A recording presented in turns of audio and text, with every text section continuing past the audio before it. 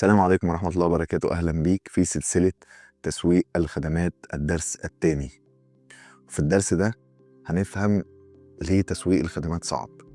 بس خليني في الأول أقول لك إن الكورس ده معمول بطريقة عملية، وفي آخر الفيديو هتلاقيني سايب لك ملف في الديسكريبشن هتلاقي فيه إن أنت تقدر تنزله، وتلاقي فيه كل الشرح اللي أنا قلته وكمان أسئلة علشان تقدر تثبت المعلومة عندك كويس. خليني أنوه برضو إن المحتوى ده هو المحتوى اللي بيتم تدريسه في الدراسات العليا، قدمهولك بشكل مبسط وسهل، كمان هتحل عليه فهتفهمه كويس جدا. وسواء كنت بتقدم خدمة أو شغال في مجال تسويق الخدمات فالمديول ده هيفرق جدا جدا جدا معاك، وهيخليك تفهم أي خدمة بشكل سلس بسرعة وتقدر تسوقها بسهولة. خليني أبدأ معاك عشان ما أطولش عليك. ليه تسويق الخدمات صعب؟ أولا، الخدمات نفسها ليها خصائص معينة، والخصائص دي هي اللي بتخليها تتميز عن المنتجات أو السلع التانية. إن هي ليها 4 خصائص بيخلوها صعبة شوية في التسويق يعني، ولكن كل صفة من دول هنشرحها بشكل سلس وهنعرف إزاي نسوقها أو نحلها بشكل بسيط. أول خاصية بتتميز بيها الخدمات هي خاصية اسمها اللاملموسية. يعني المنتج نفسه أو الخدمة نفسها غير ملموسة، يعني الشخص ما يقدرش يستهلك الخدمة أو يمسكها أو يجربها زي المنتجات. يعني أنت لو مسكت منتج مثلا زي معجون الأسنان، معجون الأسنان دوت ليه طعم وريحة وشكل معين، كل مرة بتروح تشتريه بتحصل على نفس المنتج بنفس المواصفات، ولكن الخدمة نفسها ما بتقدرش تجربها قبل ما تشتريها. يعني ده بيخلق عندنا خوف، يعني العميل بيبقى متردد، هدفع في حاجة هي عبارة عن وعد إن هي هتقدم لي المنفعة الفلانية. يعني رايح أحلق، فأنا متخيل إن أنا بعد ما أحلق هيبقى شكلي بشكل معين جميل، فأنا ما أقدرش أعرف نتيجة الخدمة غير لما أستهلكها، وده اسمه لا ملموسية الخدمة. طب لا ملموسية الخدمة دي إزاي أقدر أنا كواحد بيسوق أتغلب عليها؟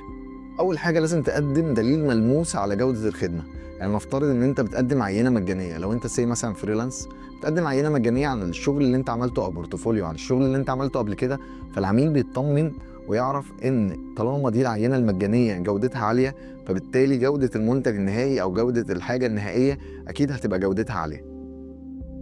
يبقى احنا بنقدم حاجة اسمها دليل ملموس يكسر معانا لا ملموسية الخدمة. يعني لو مهما كانت خدمتك تقدر تحط دليل ملموس على جودة الخدمة بتاعتك، فبالتالي العميل يقدر يدفع وهو مطمن. ودي أول خاصية معانا. تاني خاصية معانا وهي الفنائية.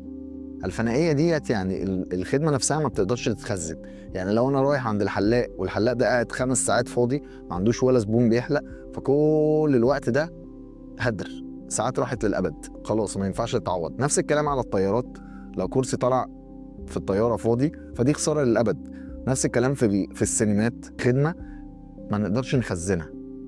لو انا عندي بضاعه معينه ما اتباعتش النهارده هتتباع بكره، لو عندي خدمه معينه ما اتباعتش النهارده هتتباع بكره، بس النهارده ده مش هتعوض ابدا، لان الخدمات ووقت يعني فلوس. ان احنا بنتغلب على القصه دي ازاي؟ من خلال حاجه اسمها اداره الطلب والحجز. تلاقي الشركات الكبيره بتعمل حاجه اسمها عروض في الاوقات الفاضيه، هو بيدرس الاوقات الفاضيه اللي عنده، وانت كمان المفروض تعمل كده وتشوف الاوقات الفاضيه اللي اقدر اقدم فيها عروض بحيث ان انا املى الوقت الفاضي ده ما يبقاش خساره. ودي تاني حاجه، اداره الحجز واداره الطلب. تالت حاجه معانا هي التلازميه. والتلازميه دي يعني العميل بيكون مشارك معاك في تقديم الخدمه، يعني بيكون مشارك معاك في وقت تقديم الخدمه. يعني هو انت وهو بتبقوا موجودين لحظه تقديم الخدمه، وده في الخدمات اللي بيبقى فيها اتصال بشري عالي. بس خليني اقول لك ان معظم الخدمات بيبقى فيها اتصال برضو بالخدمه، لان انت كده كده حتى لو بتقدم لك من خلال النظام ففي اتصال عالي. بس اقول لك على حاجه، يعني العميل ما يقدرش يستهلك الخدمه وهو مش موجود، فاهم؟ او شيء ينوب عنه موجود. فالعميل هنا بيبقى مشارك معاك في انتاج الخدمه. طب ده مشكلته ايه؟ مشكلته ان العميل نفسه بيأثر على جودة الخدمة بتاعتك. يعني العميل مزاجه مش رايق أثر على جودة الخدمة. يعني عميل مش رايق عامل الموظفين بشكل مش كويس، الموظفين عملوه بشكل مش كويس، فكده أدى إلى تجربة سيئة. الخدمة نفسها مستواها اتأثر. بنعمل كده، ده حله ايه؟ وده برضو معظم الشركات اللي هي بتفهم كويس في التسويق بتعمله، تعليم المستخدم. يعني ازاي المستخدم ده يستهلك الخدمة بتاعتي ويطلع منها بأعلى نتيجة ممكنة. انا بعلمه، بديله ارشادات، انا معايا في الشركه اهو اديله ارشادات ازاي يستهلك الخدمه يطلع منها بافضل جوده ممكنه، وهديله مسار سكريبت هيخلي معايا تلازميه الخدمه دي ميزه مش عيب. رابع حاجه معايا هي عدم التجانس. وعدم التجانس هنا معناه ان الخدمه اللي بناخدها النهارده من نفس المكان بنفس السعر مش هي الخدمه اللي هتاخدها بكره من نفس المكان بنفس السعر. طب ليه ده بيحصل؟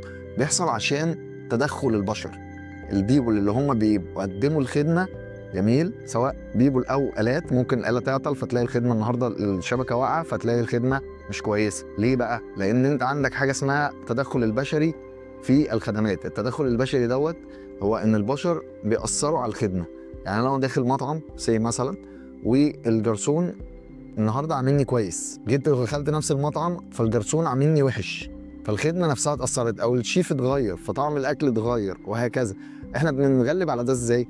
بنحاول نخلي في اتمته